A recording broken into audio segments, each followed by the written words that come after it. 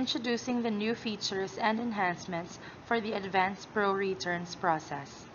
This video serves as an introduction to the enhanced returns process. To navigate these enhancements, simply go to Admin, Site Settings, Additional Settings, then look for the Returns Process option there. Review Required allows all returned items to undergo assessment.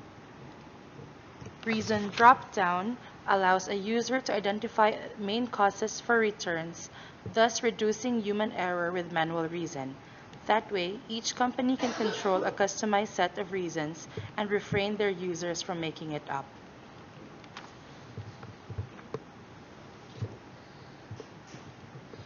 To set up the controlled list of reasons, go to Admin, then Reasons.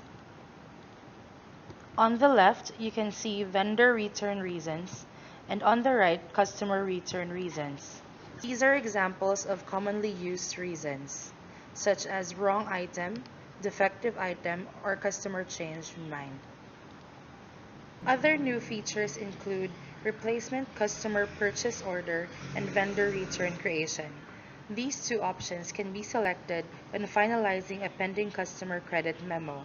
These features actually improve the customer return process by reducing the manual steps of having to create these related transactions against credit memos.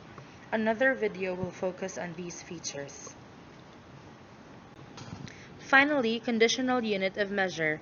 This allows for easy segregation of returned goods within the selected line item, such as segregation of items in open boxes, damaged in transit, and other applicable conditions upon inspection.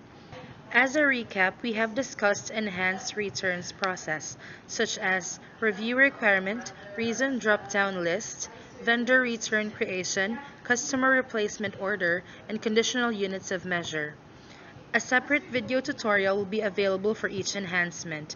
Links are provided on the description. Thank you.